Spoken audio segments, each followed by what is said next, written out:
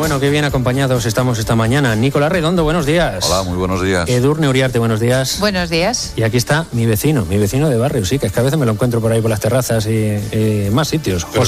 Estamos mal aquí tú y yo, ¿eh? Sí, José María Fidalgo, buenos días. Rodeados de vascos. Sí, bueno, buena gente. Tiene que ver con el reagrupamiento. Puede ser. Ese viene a ser uno de los temas, pero hay tantos temas hoy, fíjate. Lo más gracioso es accesorio, pero lo más gracioso lo contaba Santi ahora, ¿no? La bronca, entre comillas, que le ha echado Pedro Sánchez a los suyos diciendo no me queráis tanto, porque al final me ponéis en evidencia con esto de qué guapo soy, qué bien lo hago, qué manos tengo. Es curioso, ¿no? Lo que está sucediendo en la política actual. Pero a mí me parece que esa campaña de imagen le gusta a él y parte de él. Además de que su asesor o sus asesores se lo hayan aconsejado, a Pedro Sánchez le gusta mucho, y en esas fotos, sobre todo las del avión, el viaje presidencial, a mí me llamaron mucho la atención porque eran pura imitación del estilo Obama. Y estoy segura de que al presidente Sánchez le ha gustado, ha decidido que eso está bien, la imitación del estilo Obama, y es probable además que le funcione. Uh-huh. Y luego está, aparte de eso, de sus cosas de la estética y el marketing político, su hiperactividad. Tiene ahora mismo vamos a hablar de ello también, 2 procesos de acercamiento paralelos, el de los etarras y también está en marcha de los soberanistas catalanes, porque ya han empezado a preguntarle a Llarena, ¿te queda algo más por preguntarles? Nuevas diligencias, porque si no, empezamos a acercarles también. Son bien diferentes, y por cierto, el segundo, el que hace referencia a los que tienen prisión provisional, a los que están en prisión provisional, a los independentistas catalanes, supone de hecho una rectificación del propio gobierno, que consideró al principio que no tenía nada que decir mientras no fueran condenados. Y el juez Llarena contestó rotundamente que sí, que se podía tomar decisiones desde política penitenciaria mientras no influyera en el proceso. Buenos días, Santi. Buenos días, querido Sergio. En un día en que se anuncian tormentas, en algún caso fuertes, por todo el norte de España, como metáfora de lo que está pasando en la España política. Pues sí, viene resultando así, que estamos en un jueves tormentoso, aunque mira, personalmente me adaptaré a lo que nos traiga el día. Bueno, pues dinos qué asuntos nos pone la actualidad sobre la mesa para que comenten y analicen nuestros contertulios. Además del hundimiento de Alemania, que ya está comentado, tenemos un par de noticias relevantes. La detención del presidente de la Diputación de Valencia, Jorge Rodríguez, por haber empleado una empresa pública llamada Divalterra para colocar a saco a personal del PSOE valenciano y de Compromís. Hasta hace 3 años, esa empresa se llamaba Imelsa y el presidente de la Diputación era el popular Alfonso Rus, que ya fue detenido en aquella ocasión por análogas razones por las que lo fue ayer Rodríguez. Han tenido que aplicar lo que llamaban código ético del partido, aunque les costó varias horas porque a Ximo Puig no le parecía una solución adecuada. La regeneración era esto, cambiar de nombre las cosas manteniendo el mismo objeto social y la misma ética del negocio. Se impone una reflexión sobre la difícil solución que tiene este problema en España. La regeneración no merece tal nombre, solo es una mera herramienta para combatir a los adversarios. Y no solo entre los 2 grandes partidos. Ahí está Pablo Iglesias, que todavía no ha tocado pelo y ya hace de correveidile entre Pedro Sánchez y la Cataluña del 3%. También es noticia el golpismo, en este caso en el Tribunal Supremo. Lo es, el más alto tribunal de España avala la acusación de rebelión sustentada por el juez instructor Pablo Llarena. No hace falta que la violencia tenga naturaleza armada para que se produzca el delito de rebelión. Basta para ello el alzamiento tumultuario. De resultas del asunto, Puigdemont, Junqueras y los demás pueden estar a punto de ser inhabilitados, tal vez hoy mismo, lo que abre la puerta a la duda de si dimitirán para que corra la lista o mantienen el escaño para no dar la impresión de rendición. No sería muy práctico porque perderían la mayoría en el Parlamento de Cataluña y para todo no van a confiar en el apoyo de Pablo Iglesias. Por otra parte, las ocurrencias se aceleran. Ya se anuncia que en este próximo mes de julio van a sacar los restos de Franco del Valle de los Caídos. Si no hay en esto tropiezos legales como el que han tenido con el urgentísimo decreto de Radio Televisión Española, que ha sido afeado por los letrados del Congreso, que ven en él problemas de fondo. Normal. las prisas. Y luego está lo del acercamiento de presos terroristas a cárceles vascas en cumplimiento del peaje que le debe al PNV. Marlaska empezará por los enfermos y no lo hará de golpe, pero entre los acercables hay dirigentes históricos, nombres que van a levantar ronchas. Aquel Cantauri que mandó asesinar a Miguel Ángel Blanco, Santi Potros, inspirador del atentado de Hipercor, Fiti, uno de los 3 dirigentes de la banda detenidos en Bidart en 1992, como para no entender el estupor que sienten las víctimas del terrorismo. Como cada día, anda, dinos qué pacientes esperan a estas horas para beneficiarse de una descarguita de nuestro desfibrilador. Pues empecemos por los donantes, por cuestión de economía. Pastrana sobre lo último de Valencia. El presidente socialista de la Diputación de Valencia ha sido detenido por corrupción en una ceremonia llena de dignidad y regeneración. Froilán I de España, Jorge Rodríguez del PSOE detenido por corrupción. Para compensar este terrible hecho, Radio Televisión Española nos ofrecerá un documental sobre los pies de Pedro Sánchez y su completa ausencia de durezas. Norcoreanos sobre la eliminación de Alemania. Hay que ser muy loser para perder 2 guerras mundiales y un mundial contra Corea del Sur. Todavía hay ecos de la operación de imagen o de cosmética de Pedro Sánchez. Chigorín anotó en mi blog: si la televisión pública se dedica a magrear al líder, ¿se trata de una televisión magrebí? Belisario, trotecillo, perra, gafas y manos en solo semana y media, en plan estiramientos. Va a ser duro. Sugiere una imagen secándose el sudor, pico en mano y camiseta de tirantes sobre la lápida de Franco. Y luego añaden en un paréntesis: de nada, Iván, si quieres más ideas, aquí tenemos de sobra. Y finalmente, dar noticia de un meme que me ha llegado sin expresión de autoría. Dice así: la solución de Sánchez para las pensiones. ¿Habrá eutanasia en España en esta legislatura? Pues esperemos que no lleguemos a eso, Sati, la verdad. Esperemos. Un abrazo, amigo, cuídate. Hasta mañana, buenos días. Pues aquí estamos, lo dicho, con Nicolás Redondo, Edurne Uriarte y José María Fidalgo para analizar los muchos temas que tenemos encima de la mesa. Hay uno, nos va a marcar un poco el timing, porque hay gente que tiene cosas que hacer y nos atiende amablemente. Y, por ejemplo, yo quiero introducir hoy lo primero, para que no se nos quede en el tintero. Luego llevamos con todo lo demás, que es muchísimo. Esa reunión del Consejo Europeo que se va a celebrar con un tema fundamental, que es el de la inmigración. Porque llevamos desde el fin de semana que las pateras vienen cargadas de centenares de personas a España.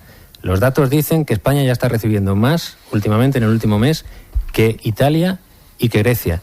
Y ahora resulta que hay una reunión en Bruselas, la famosa reunión que comienza a las 3 de la tarde, en la que España va a defender su postura, la postura de los países del sur de vamos a hacerlo entre todos, nosotros ponemos de nuestra parte, pero no nos dejéis solos y darnos algo de dinero y que esto no sea un problemón como el de Italia, porque luego viene el populismo y cuando el populismo se mete es complicado de sacarlo. No sé cómo lo veis. Lo que pasa en este asunto con España es que Pedro Sánchez, desde que asumió el gobierno, adoptó una actitud de lo que parecía ser un nuevo liderazgo en esta cuestión, con la decisión sobre el Aquarius. Una decisión que no fue puntual, sino una decisión con la que Pedro Sánchez quiso dar el mensaje a la sociedad española de que la inmigración, la ayuda a los inmigrantes, a las pateras, a todas las personas perdidas en el Mediterráneo, iba a ser esencial en su nuevo gobierno. Uh-huh. Y a partir de aquí, ayer Pedro Sánchez compareció antes del Consejo para explicar esto en el Congreso, porque lo que le ocurre ahora al presidente del Gobierno es que, después de dar ese paso, se encuentra con un asunto complicadísimo, gravísimo, y necesita un gran apoyo parlamentario y social.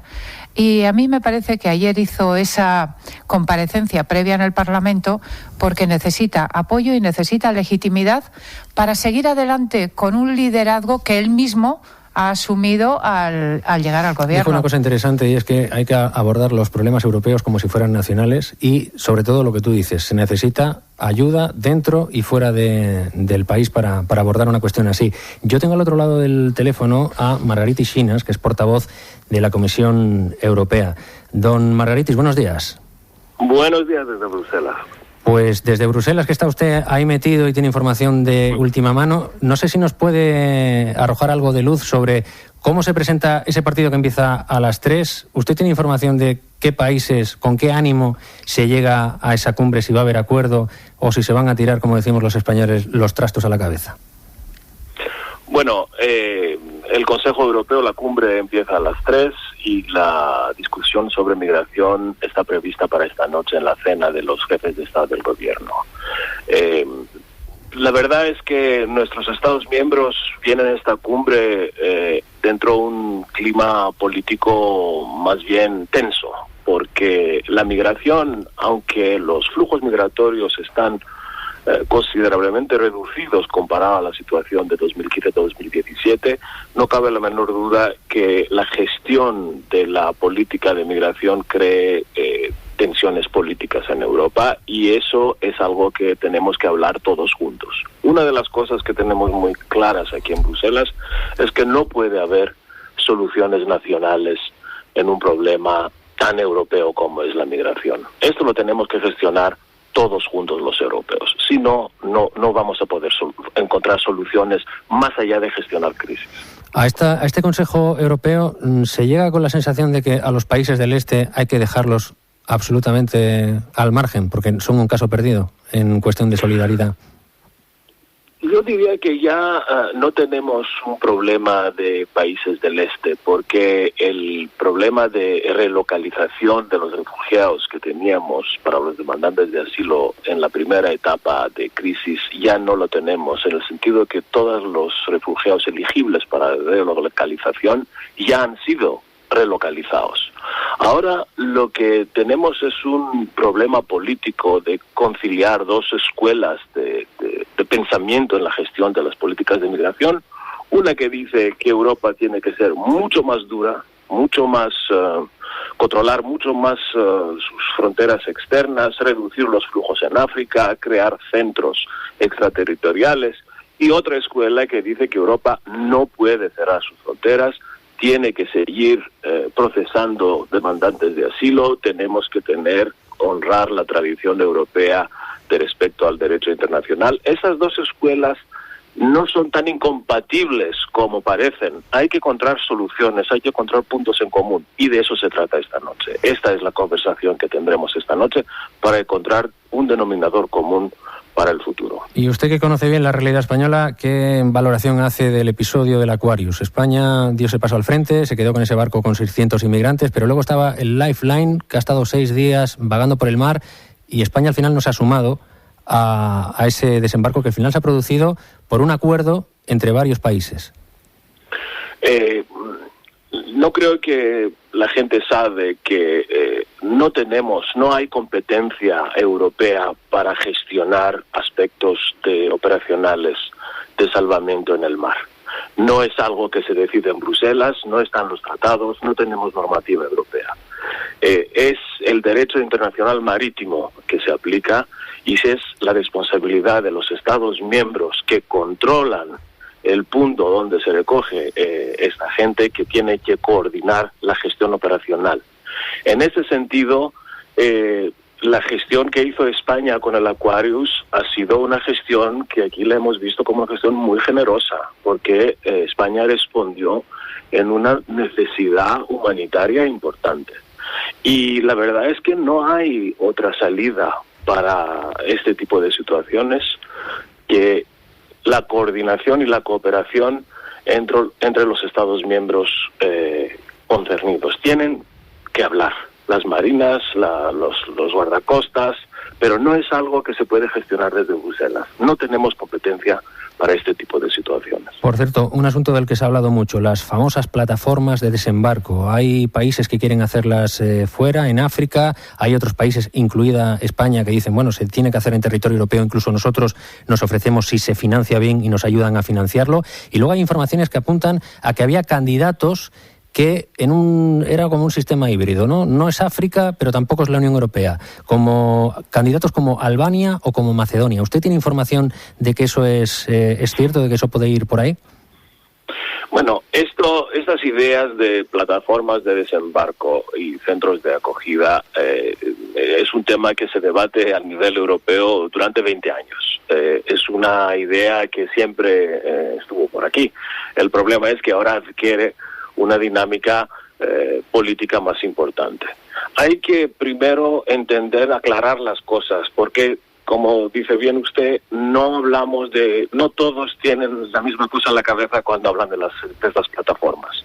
Primero, hay esta noción de plataformas extraterritoriales que creo que la idea mayoritaria es situarlas en África para poder minimizar los movimientos de los subsaharianos hacia las costas mediterráneas.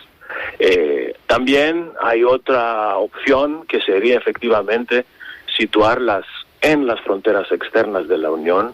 En este caso, solo se trataría para tratar gente que se encuentra en el mar, porque Europa tiene una obligación de desembarcar la gente que salvamos en el mar. Entonces, estas ideas se van a aclarar y se van a discutir esta noche. De todas formas, una cosa que quiero dejar clara es que sí hay acuerdo entre nuestros líderes de avanzar hacia esta dirección. Estos centros no serán Guantánamos, no serán agujeros negros, serán centros gestionados con las organizaciones internacionales, con Naciones Unidas, con la Organización Internacional de Migración y con el pleno respeto de derecho internacional. Es un debate que ya está en curso, no hay decisiones todavía, vamos a ver qué se decide. ¿Qué sucede esa noche en esa cena? Ya nos contará Margarita Ixinas, portavoz de la Comisión Europea. Un saludo y muchas gracias por atendernos. Muchas gracias a ustedes, buenos días. Pues ahí está ese asunto del Consejo Europeo de la Migración, del que vamos a estar muy pendientes. Y luego tenemos las cosas de casa. Y una de las cosas de casa... ¿Me permite sobre esto? Sí, porque Nicolás, esto tiene mucho interés y tal vez, una vez más, nosotros nos estamos consumiendo en nuestras propias rutinas y dejamos de reflexionar sobre lo que verdaderamente va a influir en el futuro en todos estos países. Y la emigración o la migración se convierte en uno de los elementos fundamentales del futuro próximo. Y lo estamos viendo aquí y lo estamos viendo en Estados Unidos con las diferentes posiciones que se puedan tener, desde la iracunda y radical de Trump a la que puedan tener otros. Es decir, este conflicto, este problema, mejor dicho, va a condicionar los próximos 25 o 50 años de las sociedades occidentales, sin ninguna duda. Nunca ha habido proporcionalmente tal cantidad de movimiento hacia los países ricos como los que está habiendo ahora. Y eso claramente influye en la reacción de los países que reciben a la inmigración. Segundo, es curioso, ¿verdad?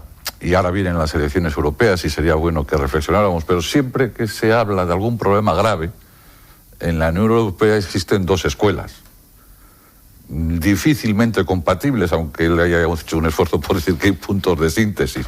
También la hubo en la crisis económica, la que podríamos denominar la escuela ortodoxa alemana y del norte de Europa, y la escuela francesa y del sur, y estuvieron en conflicto durante años hasta que se impuso la posición ortodoxa del norte de Europa. Hoy estamos igualmente con dos escuelas bien diferentes. Hay que tener en cuenta que el que ha hablado es portavoz de la Comisión y el que se va a reunir es el Consejo de la Unión Europea, que es la Comisión, digamos, es el brazo que siempre quisiera hacer más de lo que los gobiernos hacen. Sería el gobierno que desearíamos todos y que debería mirar por los intereses europeos, mientras que el Consejo lo que hace es establecer posiciones de equilibrio entre los intereses de los diferentes países porque están representados por sus jefes de gobierno. Por cierto, que el Consejo ha adquirido por encima de cualquier razón lógica una gran importancia en los últimos 15 años por la crisis económica.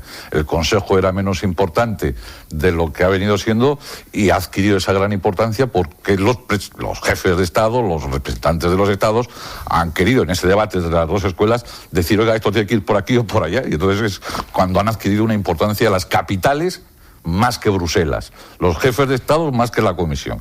Y en estas estamos ante un problema grave, que es el de la inmigración. Son los jefes de Estado. Y es más difícil, los representantes de los Estados, y es más difícil de lo que explicaba, a mi juicio, que se pongan de acuerdo. Tenemos aparte de la oposición española, tenemos que en Alemania, el país que sí había establecido la posición en la crisis económica, un conflicto de envergadura en el propio gobierno, con visiones diferentes sobre cómo enfrentarse a este problema, hasta el punto de poderlo romper. O sea, socios dentro del gobierno, pero es que unas encuestas que les están quemando porque claro, Alternativa por Alemania está subiendo. Claro, y por eso mismo hay una reacción del ministro de Interior y sus adláteres en contra de Merkel, porque creen que les puede perjudicar en las próximas elecciones de su Länder. En segundo lugar, no cabe ninguna duda que la posición de Italia es un elemento absolutamente perturbador para establecer una posición común. Es decir, lo que se les plantea hoy a los jefes de Estado, a los representantes de los sujetos miembros de la Unión Europea, es una situación muy difícil que probablemente termine esta noche, como otras muchas noches duras para la Unión Europea, tirando el balón para adelante. Sin ninguna solución concreta, mientras seguimos teniendo ese problema aquí. A mí, de todos modos, quiero decir que seguro que se hace como ha dicho él, si se establecen estos centros periféricos alrededor de la Unión Europea, pero eso también hay que hacerlo con mucho cuidado, con mucha prudencia. No vayamos a establecer una especie de frontera, queramos o no, de ámbitos aislados y desde luego muy perturbadores para cualquier visión humanitaria del ser humano, ¿no? Aparte de la inmigración, ¿cómo os habéis quedado, ya más en clave puramente nacional, con el primer caso de corrupción del Partido Socialista? Y en Valencia, otra vez, en la Diputación de Valencia, que ya tenía casos de corrupción del Partido Popular, resulta que PSOE y Compromís, con un presidente de Diputación Socialista, le cambiaron el nombre a la empresa pública en la que se hacían los chanchullos, y resulta que el funcionamiento, según la policía, ha sido más o menos el mismo. Contratos, gente enchufada, con sueldos altísimos y una parte de los sueldos a los partidos. ¿Qué os parece? Pues mira, vamos a ver, si eso es un abrevadero, lo mejor que podrían haber hecho era haber cerrado el abrevadero.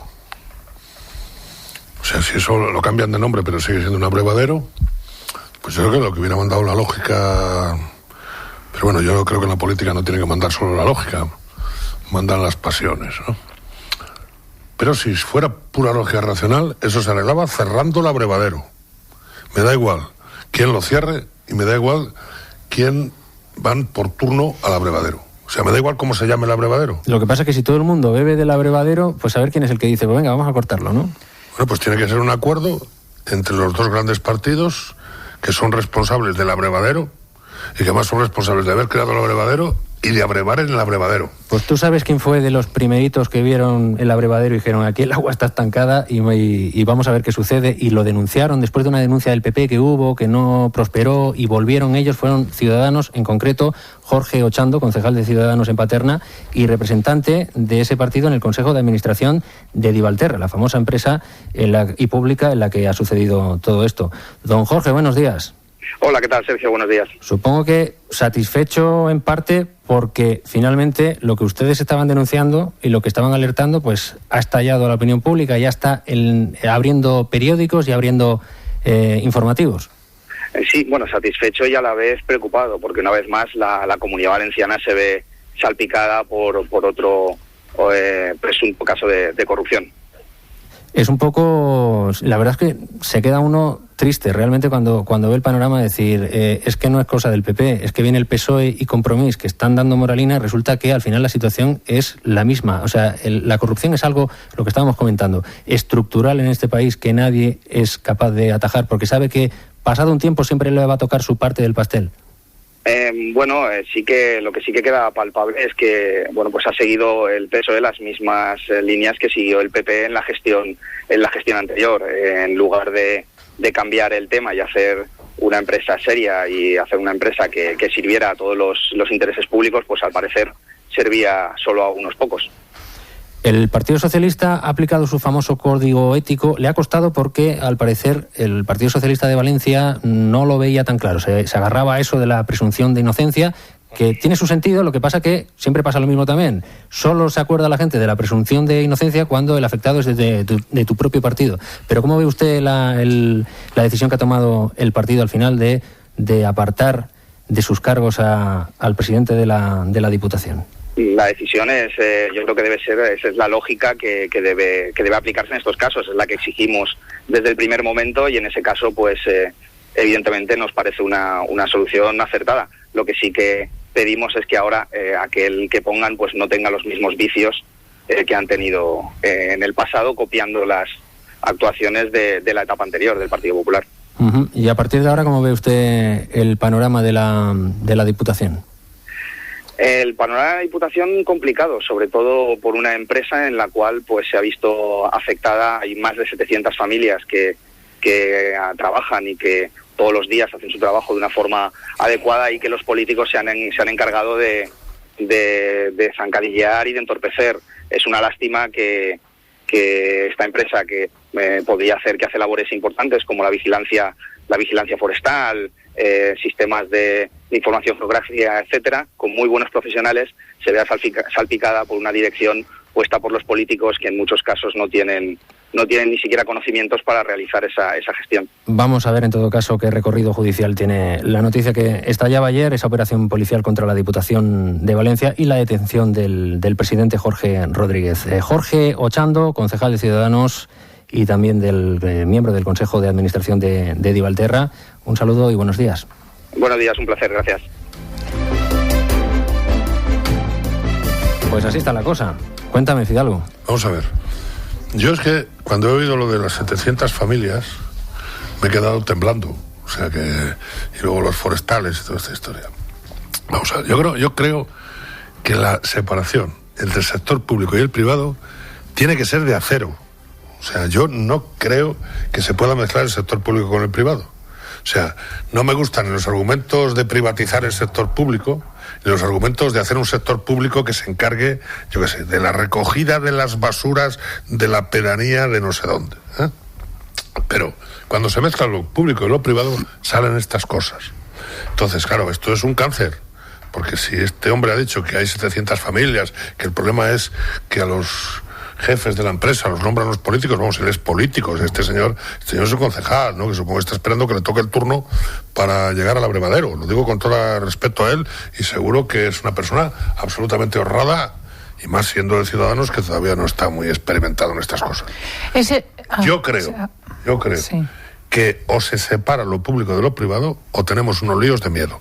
Yo sé que hay gente que dice que, claro, si separamos lo público de lo privado, lo público es muy caro. Pues mira, veremos a ver lo que es más caro, si tener un sector público con mucho músculo que resuelva los problemas de la gente o tener un sector medio privado, medio público que sea un abrevadero y una ruina económica y una ruina social. Edurne. Pero también, José María, pero también es verdad que aunque se eliminaran las empresas públicas, que bueno, es otro debate, el núcleo de la corrupción o el origen de la corrupción o los problemas de corrupción seguirían estando en las instituciones políticas que al fin y al cabo manejan una cantidad increíble de dinero. Pero dicho esto, me parece que el problema en los últimos tiempos es que no se está contando cómo está funcionando la corrupción de verdad. Con esto quiero decir lo siguiente, Sergio, tú antes decías el primer caso de corrupción del PSOE. Bueno, estando Pedro Sánchez en el gobierno, me refería. Estando Pedro Sánchez en el gobierno. Pero es que Pedro Sánchez llegó al poder, o la moción de censura se realizó en pleno juicio de los ERE. O sea, con un caso enorme, importantísimo de corrupción que también afecta al Partido Socialista. Y esa moción de censura se hizo con el mensaje de que el único partido prácticamente afectado por la corrupción en España era o es el Partido Popular. Eso es lo que hay que corregir, ese mensaje que es falso. Desgraciadamente, la corrupción afecta a todos los partidos que están gobernando. Y la cuestión que no acabamos de resolver, ni los políticos, ni la sociedad, ni los jueces, ni los analistas, es cómo atajar de una vez esa corrupción que afecta a todos los partidos que gobiernan. Ángel Expósito, Tron, buenos días. ¿Qué tal, Sergio, Oye, familia? Lo primero, felicitarte por ese premio especial de Manos Unidas 2018. Muchas gracias. Que te lo dieron ayer. Sí, la verdad es que fue un acto muy bonito, te lo iba a contar. Gracias por adelantarte. Bueno, sabes que don Alfredo y Estefano siempre hacía la broma cuando le daban un premio que decía, no me lo merezco, pero lo trinco, ¿no? No, mira. Tú se lo mereces, pero es que además el premio no te lo vas a quedar. No, faltaría más. No. El premio, vamos a ver, este es un premio en el que ayudan y colaboran el Santander y Mafre. En este tipo de cosas siempre hay que decir quién pone la pasta, porque me parece de justicia. Hablamos tanto de solidaridad y de falsa solidaridad, que cuando alguien pone la pasta hay que decirlo. No, el premio no lo podemos quedar, faltaría más. Lo hemos consensuado en el equipo. Claro, este es un premio que recoge una persona, en este caso yo, pero que lo mío es muy fácil. Hace falta tener un poquito de empuje, un poquito de, bueno, pues sí, quizás un poquito de coraje. Pero lo que hace falta es tener detrás a gente como Rubén, como John, como Elena, como Matamoros, Paloma, Mónica, Necane, Rosa, y así es muy fácil. Un equipazo. Hacer periodismo, claro que sí, el equipo de la tarde de COPE. Bueno, el premio lo recogí y lo compartimos con Ana Palacios, con Carrión, el corresponsal del Mundo en el Cairo, con Constanza, una fotógrafa argentina increíble, y con dos chavalines, Diego y María. Y fue un acto muy bonito, muy emocionante. Yo soy de lágrima fácil, lo reconozco. Y bueno, pero eso, ahí, eso no es malo, ¿eh? No, es tal cual. Y a partir de ahí, pues oye, para que la hermana Janet en Mali lo utilice como ella considere que es un absoluto sol. A mí una vez, en no sé qué ocasión, estaba también Fidalgo en antena, no sé qué premio me dieron, que dijo, hombre, te han dado un premio. Y la respuesta de Fidalgo fue, ¿por qué? Es maravilloso. Es el mayor zas en toda la boca, una bajada a la humildad espectacular. Pero bueno, muchas gracias a Manos Unidas por ese premio. Otra cuestión. Ayer vivimos en el Congreso uno de los ejercicios de cinismo más espectaculares. Hacía mención antes Santi González Magetón a ello y pensé, me lo va a pisar. Pero no, es que ayer Rufián dio mucho juego. No solo cuando hablaba de las hipotecas y de las sonrisitas y de los gestos de Sánchez, sino cuando dijo esto que ha pasado en un importante ayuntamiento en Cataluña. Escucha. Le recomiendo, le sugiero que deje de hablar con el PSC, que le roba la alcaldía a Dolors Sabater en Badalona y que se hace selfies con Albiol en manifestaciones de sociedad civil catalana, y le recomiendo que hable un poco más con nosotros. Muchas gracias. Dice, le roba la alcaldía de Badalona. ¿Sabéis lo que ha pasado en Badalona, no? Sí, una moción de censura. Pues hombre, como la de Pedro Sánchez, ¿no? Igual de legal. Le roba la alcaldía en una moción de censura el PSC. ¿Tú qué has hecho, macho? ¿Qué ha hecho Rufián? Que, por cierto, este sí que necesita asesor de imagen. ¿Qué ha hecho Rufián y qué ha hecho otros muchos para que Sánchez, con toda la legalidad, llegue a la Moncloa? ¿Eso no es robar, entonces? ¿En qué quedamos? Sí. Me pareció un ejercicio maravilloso del morro, del cinismo y de cuál es la verdad de lo que pasó hace un mes. Con toda la legalidad, lo insisto, pero con todo el ejercicio de cinismo. A la familia. Bueno, cuídate, amigo. Venga, adiós a todos. Está Nicolás Redondo en la banda calentando, diciendo, quiero salir, a ver, dame la palabra. Cuéntame. Una cosa que no me quedaría a gusto si no la digo hoy, a la que ha hecho referencia Expósito parcialmente y también Santiago González. Se está sometiendo a crítica hasta por parte de candidatos del Partido Popular la aplicación del 155. Cospedal habló sobre esto. Yo hice hace unas semanas un artículo sobre la conveniencia de reflexionar sobre los aspectos que fallaron en la aplicación de ese sui generis 155, y las hay, y hay que hacerlo con tranquilidad y sin, además, como lo compartieron varios partidos, bueno, pues se puede decir que erraron varios, aunque el responsable fuera el gobierno. Bien, desde esa posición crítica sobre lo que se hizo, creo que no debemos admitir de ninguna manera que el gobierno anterior fuera el responsable de la situación en Cataluña. Podemos criticar seriamente el comportamiento del gobierno. Podemos hacer lo que consideremos que tengamos que hacer para mejorar en el futuro si sucede esto. Ahora, lo que sucedió en Cataluña, lo que está sucediendo en Cataluña, no es responsabilidad de nadie más que de los independentistas catalanes. Luego la reacción ha podido ser buena, mala o regular. Se han podido equivocar o no, pero las leyes de desconexión, el amordazamiento de una parte de la sociedad catalana, la quiebra del consenso estatutario, la declaración de independencia, etcétera, etcétera, eso no es responsabilidad de Rajoy. Yo estoy de acuerdo contigo. Es responsabilidad de quien es. Estoy de acuerdo contigo. Y desde luego los partidos políticos serios, por encima de su conveniencia coyuntural, momentánea, tienen que hacer un análisis de lo que ha sucedido certero para tomar medidas serias, porque si no se equivocarán el 9 de julio y se equivocarán continuamente. Lo que ha sucedido, lo vuelvo a repetir, con todas las críticas que se puede hacer al gobierno anterior o a los que le apoyaron al gobierno anterior, lo que ha sucedido es responsabilidad de Puigdemont, de Torra y de compañía. Y no hay otros responsables. Luego puede haber equivocaciones, pero responsable, el gobierno de España no ha creado el conflicto de Cataluña. Pues dicho, pero hay cuidado, porque yo creo que uno de los factores que se aluden como factores de cambio por el actual presidente del gobierno es que las cosas esas se ven de otra manera. Y entonces, yo las veo como la veo. Y yo las veo como tú. Pero entonces, el problema es que cada vez que interviene, sobre todo en sede parlamentaria o en un ámbito público, el presidente del gobierno echa el balón fuera diciendo que si él hubiera estado donde estaba el anterior presidente del gobierno no se habría llegado en Cataluña a no sé qué. Entonces, me parece peligrosísimo eso, Así, eso tiene bastante más importancia política para el futuro de este país, fijaros, que el tema de la inmigración, el tema de los impuestos para pagar las pensiones o todos los demás temas. Porque ese tema es cruzar una raya que tiene bastante más importancia que la de los presos. Eso es otra cosa. Pero el decir es distinto, que si yo hubiera estado allí no habíamos llegado a eso, hombre, por favor, por favor. Yo además creo que hay una parte del independentismo catalán que cree que el diálogo empieza reconociendo eso. Y si empieza reconociendo eso, ese diálogo yo no sé cómo va a terminar. Va a terminar muy mal. Muy mal. Sobre todo para el Partido Socialista.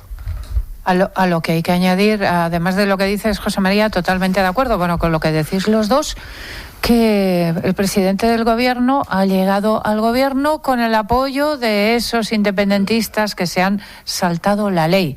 Y esto es un elemento fundacional del nuevo gobierno que va a condicionar este gobierno hasta el final de la legislatura. ¿Sabéis quién? Bueno, sí que lo sabéis. Un antiguo miembro del gobierno que tuvo una posición muy clara sobre lo que había que hacer en Cataluña y que a lo mejor tuvo la sensación de que su gobierno a veces no hacía lo que se debía hacer. Era por ejemplo, José Manuel García Margallo, exministro y candidato ahora del PP a la presidencia del partido, del PP. Don José Manuel, buenos días.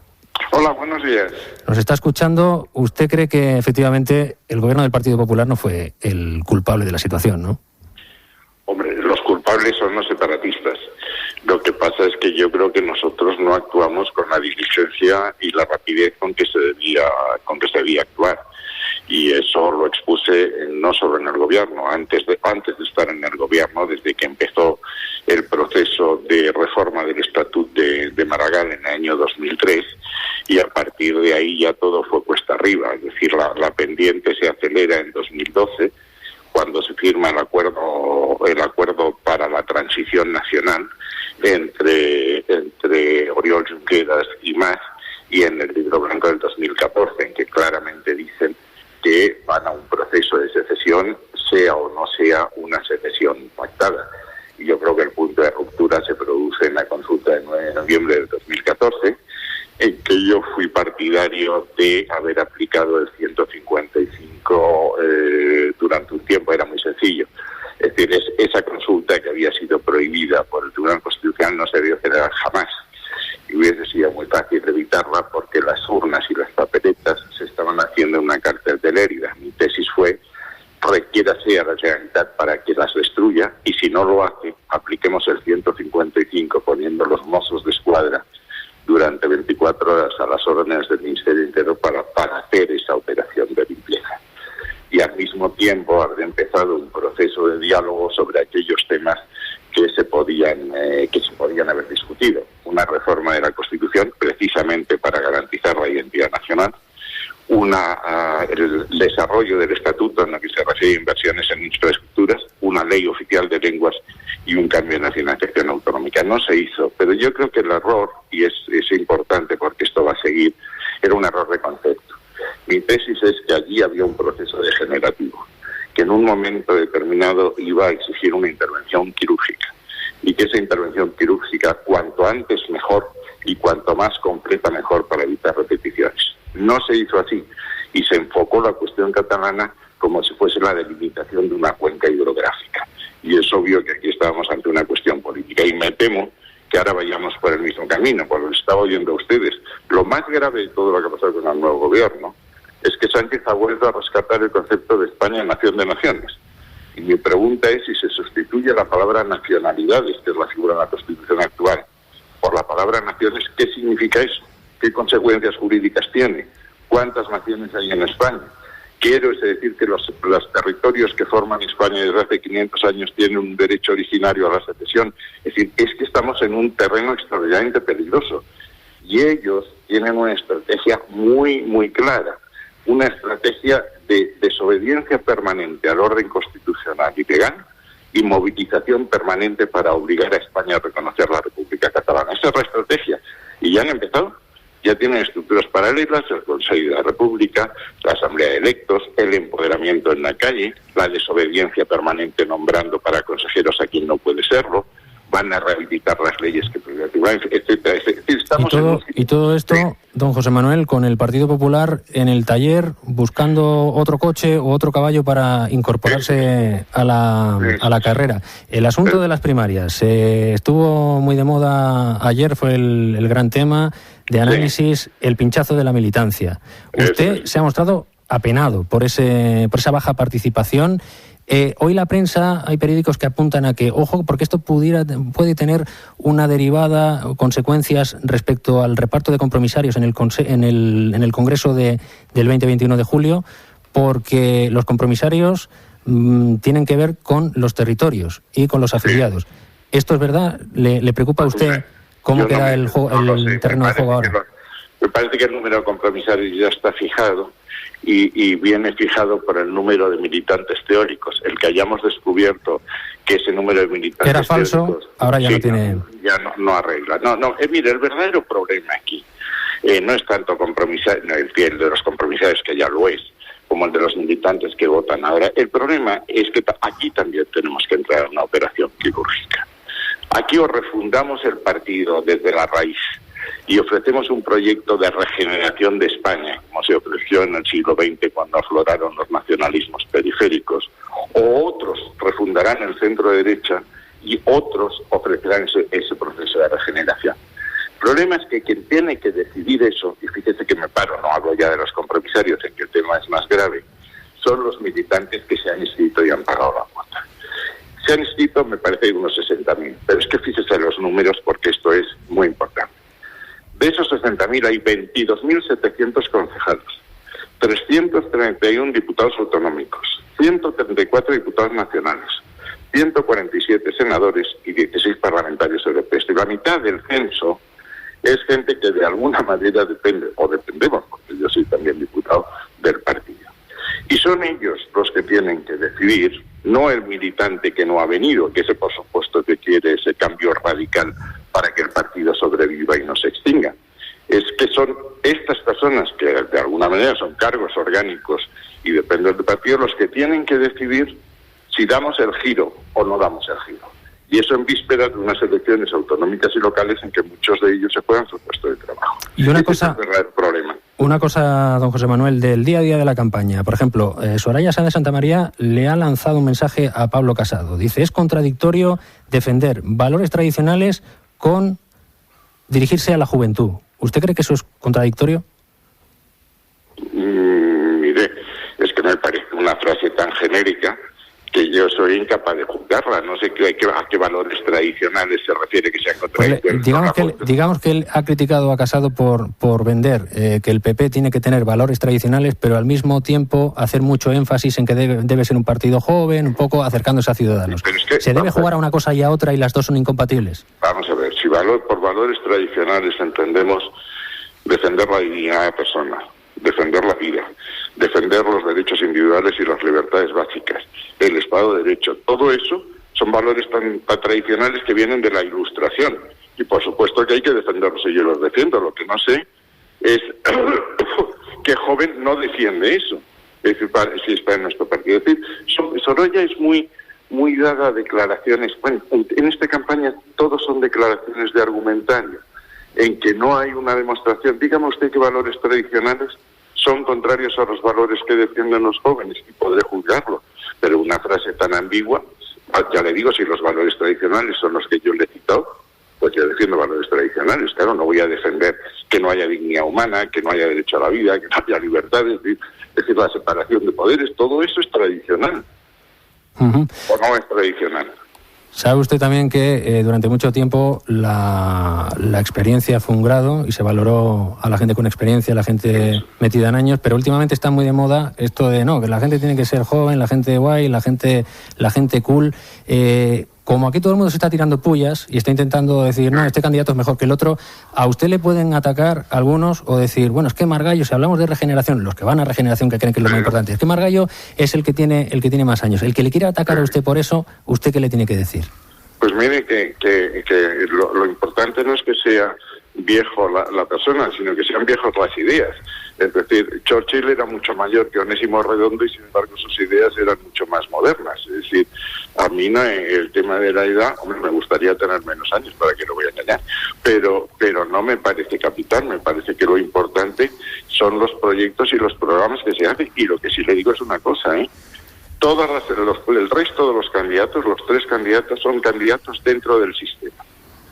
Una ha sido vicepresidenta, la otra secretaria general, y el otro ha estado con Aznar, luego con Rajoy, y ha sido vicesecretario de este partido hasta antes de ayer. Por tanto, ahí digamos que son elecciones internas. El único que está verdaderamente fuera del sistema soy yo. Y el que está proponiendo, el único que ha propuesto una regeneración del partido con 32 medidas por escrito que está en mi página web, soy yo. Y el único que ha propuesto un modelo de España, una idea de España, que empieza por la reforma de la Constitución, pero no se para ahí. Reforma de la administración, del sistema tributario, del sistema de pensiones, todo eso soy yo y eso está por escrito. Entonces mis ideas me parecen francamente modernas, para que le voy engañando. Y otras cosas, claro, las he ido construyendo a lo largo de mi vida, y mi vida se ha desarrollado pues en Estados Unidos, en la Unión Europea, etcétera. Pero bueno, la edad, ya sabe usted lo que contestó Reagan a un candidato, no me acuerdo quién era, que le atacó. Dice, prometo no abusar de la juventud y de la inexperiencia de mis competidores. Pues ahí queda esa reflexión. José Manuel García Margallo, muchas gracias por atender la llamada. Oye, ahí tengo muchísimos amigos con usted, a los que quiero saludar. Sí, pues lo puede hacer, adelante. Tiene aquí a Nicolás Redondo. Hidalgo, Edurne, ¿quién más está? Y Nicolás Redondo. Sí, Nicolás Redondo Junior. Ahora voy a tu tierra. Ah, muy bien, allí al País Vasco. ¿A Bilbao o a dónde vas? De saber que es muy diferente. Voy a San Sebastián, porque la vicepresidenta no lo sabe, pero yo tengo un padre que tiene 100 años. Fíjate si... Hombre. Fíjate, yo le quería despachar rápido, porque tiene que entrar usted en un foro, pero veo que estamos aquí como en casa. En un foro con mi amigo Alfredo Pérez Rubalcaba, porque ahora los resolvistas nos llaman a todas estas cosas a hablar. José Manuel García Margallo, que vaya bien las primarias y a ver qué sucede en ese congreso. Adiós, hasta luego. Es el momento y es el lugar para la copla de Luis del Val. Muchas gracias, Barbosa, para anunciar también la cosa. Por fin la gran solución, grandes problemas resueltos, y ha sido don Pedro Sánchez, que dando un gran do de pecho se convierte en el tenor que va a conseguir este éxito. Paro juvenil, me dice, ay, que de risa me muero. Eso pasará a la historia, será un pasado siniestro, porque dentro de unos días tendremos el pleno empleo. Que suben los alquileres, que la hipoteca da miedo, eso ya se ha terminado, será cosa del pretérito. Que el rey de los españoles soporta siempre abucheos cuando basta Cataluña, porque ese montón de lerdos apoyan cualquier delito sectarios de sus empeños. Pues eso ya ha concluido, y puede que hasta le aplaudan, le saluden con esmero y cambien sus groserías por un buen comportamiento. ¿Que viven como unos pobres los de 1.000 euros de sueldo? Cuando estemos en septiembre, eso va a ser un recuerdo, porque se habrá cometido ese escondido proyecto que llevaba bajo el brazo el pleclaro insigne Pedro. ¿Por qué todos los demás nunca hicieron el intento? Despistados, desganados y presos del desconcierto, nunca la cuenta se dieron de que estaban ofuscados y que esto tenía arreglo. ¿Y cómo va a ser posible en alquileres descuento y que el fracaso escolar a nadie le quite el sueño? Que todos tengan trabajo, sean jóvenes o viejos, incluso que las pensiones, su problema tenga arreglo. Pues ha sido Pedro Sánchez, cuando Julio esté por medio, el que todos los problemas solucionará certero. ¿Y qué es lo que va a hacer? ¿Magia? Va a desenterrar a un muerto llamado Francisco Franco, y desde el primer momento los problemas de esta España aclarará muy resuelto este hombre tan magnífico que nos preside el gobierno. ¿Que hay problemas en España? Eso solo es ya pretérito. Y cuando llegue septiembre, por cunetas y cunetos, vamos a seguir cavando a ver si encontramos huesos, porque eso resolverá todos los problemas nuestros. Por fin la gran solución. Se trata de exhumación.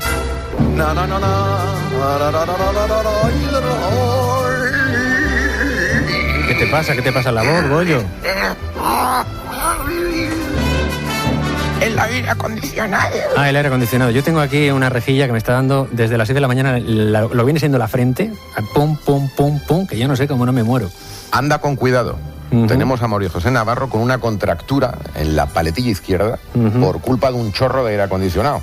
Y no es broma lo que estoy diciendo. No, sí. ¿Me puedes pasar un caramelito, Fidalgo? Muchas Pero gracias. están los futbolistas alemanes. Pásaselo con todo Muchas cariño. gracias. Con todo cariño. Esto es como una cadena de estas, como cuando hay inundaciones. Que Esto nos es una cadena de montaje. No hubiera hecho falta la cadena. Aunque hubiera extendido el brazo Fidalgo con lo largo que lo tiene, Fíjate. me hubiera llegado perfectamente el caramelo. Bueno, pues... No hemos hablado de Alemania, ¿eh? ¿Cómo que no? Si nos hubieran devuelto a Puigdemont, Alemania no hubiera salido del Mundial. El karma, dice este oyente. Manolo, el del bombo, está pidiendo ayuda a Pedro Sánchez para que le dejen entrar en los campos de fútbol rusos. Qué pena que Pedro Sánchez le haya dado carpetazo a su campaña de imagen. Este señor sugiere que hubiera sido Pedro el del bombo, con gafas de sol, con las manitas puestas así mientras lo toca y con el perrito al lado. Fíjate. Y alguien nos explica por qué siempre que acompañan a la selección española los seguidores son menos que los de la otra selección con los que juegan. No sé si os habéis dado cuenta. Especialmente en este Mundial, ha ido poquísimo. Curiosísimo. ¿Qué ocurre? ¿Que estamos tostiesos? ¿Y por qué otros, que a lo mejor en teoría deberían tener menos dinerito para hacer este tipo de desplazamientos, están llenando los campos de fútbol? Pero yo, fíjate que... Curioso, ¿eh? Lo he notado también, como todos vosotros, claro. Y me parece que es una característica de madurez de la sociedad española. Y que países muy pobres o más pobres que el nuestro tengan los estadios llenos, como hemos visto, los estadios de Rusia llenos. Bueno, Irán aquello parecía Teherán. Pues su selección de fútbol, yo creo que es una exageración y una forma de vivir ese deporte que no deja de ser un negocio exagerada. Los españoles que pueden ir han ido y parece que son pocos, pues claro, el país no está... ¿Y si ha habido un descenso del entusiasmo o de la cercanía a la selección en los últimos años con todo lo que ha ido pasando alrededor de la selección? Mira que eres mal pensada, ¿eh? Es que estás siempre con lo mismo. Pero no, es la primera vez que lo digo, José María, no sé por qué me lo supones, pero es que he escuchado ese comentario en bastantes personas en este Mundial. Bastantes personas que dicen, bueno, yo no digo ir a Rusia, digo hacer un seguimiento de la selección. Personas que dicen, bueno, yo con mi equipo sí, pero con la selección estoy menos entusiasmado. Ese ya comentario veremos si llega se está a semifinales oyendo. o a finales cómo lo ponemos. Otros asuntos que han sido eso también. comentados por nuestros oyentes: el acercamiento de los presos de ETA, la detención del presidente de la Diputación de Valencia, Rufián en el Congreso y algunas cositas sobre Cataluña. Vayamos por partes. Tiene narices que los políticos más sanguinarios de ETA sean los primeros en ser acercados a las cárceles del País Vasco. Santipotros, por ejemplo, nos dan una serie de nombres. Santauri.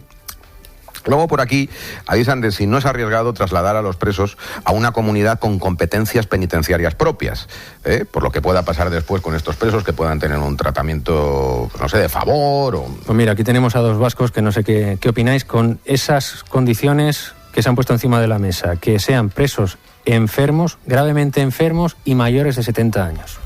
Bueno, lo primero, lo más significativo es que nada más ganar la moción de censura, el gobierno de Sánchez toma esta decisión, pero casi sin tiempo, además de otras decisiones. Luego, la primera cuestión, la pregunta de qué es lo que se pactó, que esto todavía no lo sabemos exactamente, lo estamos viendo en decisiones día tras día.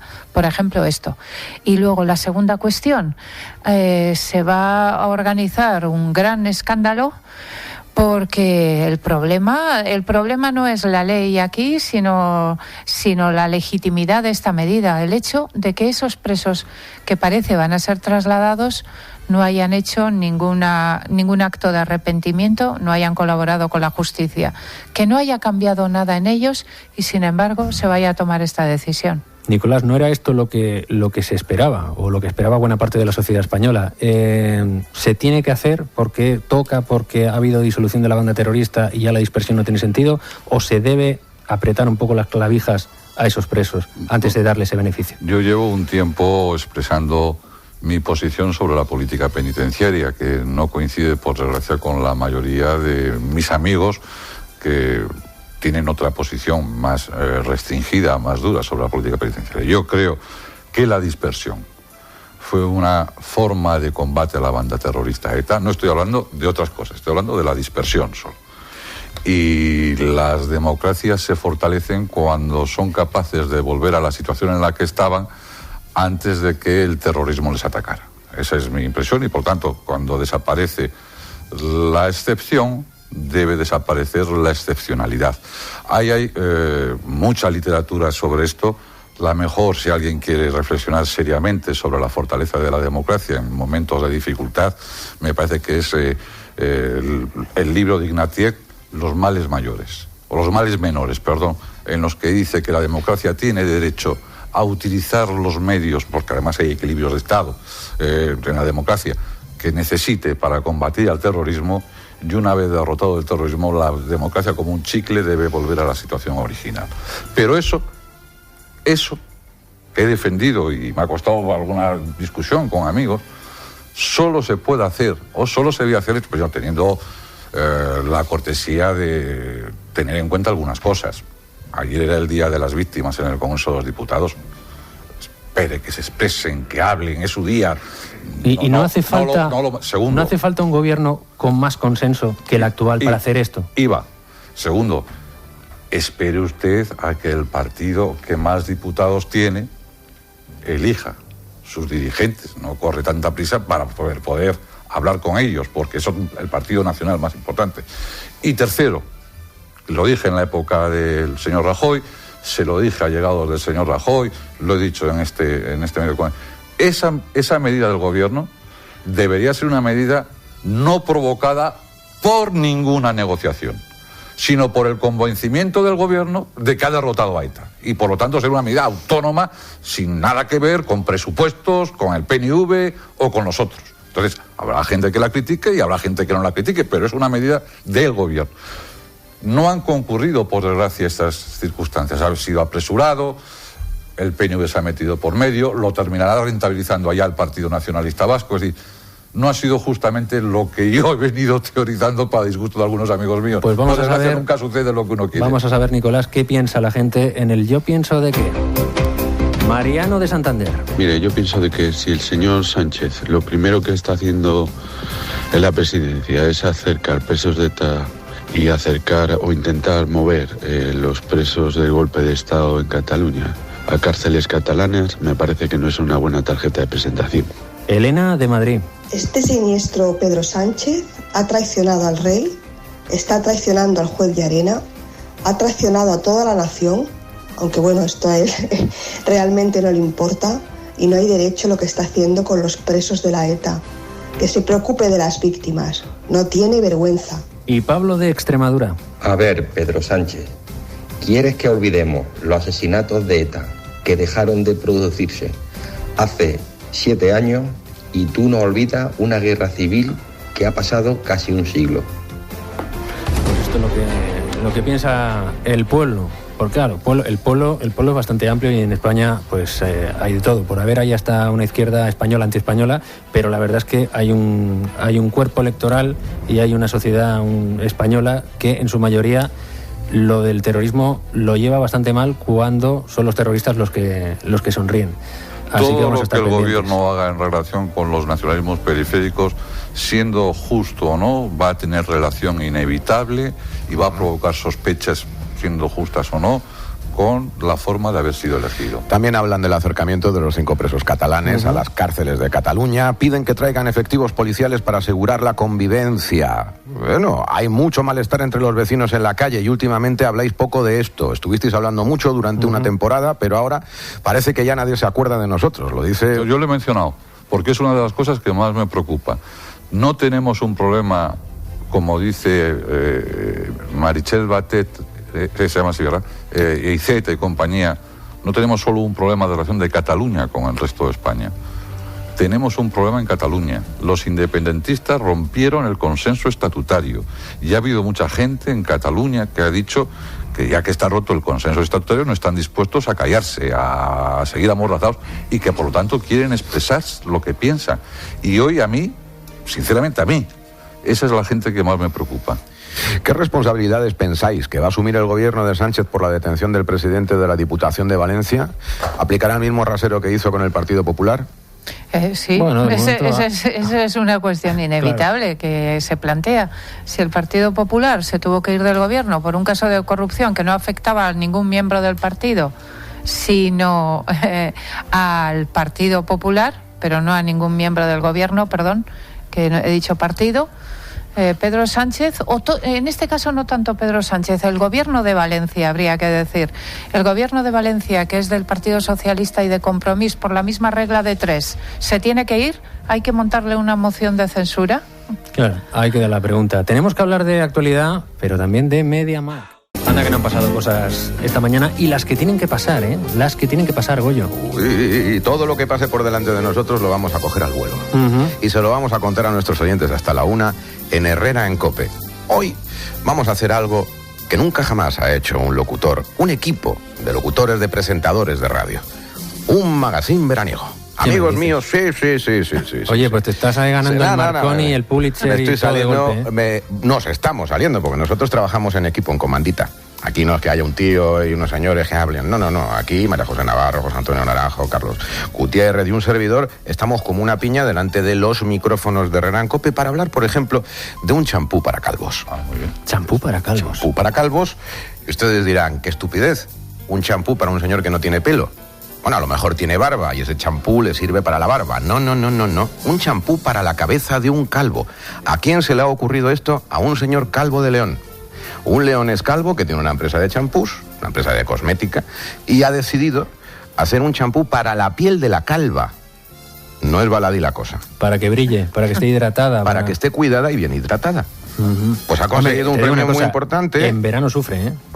Con el solano. Sufre muchísimo. Y ahora que además la gente cuando empieza a perder pelo, lo que hace es raparse la cabeza porque estéticamente queda más bonita. Yo si perdiera pelo, lo haría seguro. Te digo una cosa, hemos hablado de temas y estaban dispersos, pero ahora mismo están Nicolás y Fidalgo con la boca abierta, escuchándote. Sí.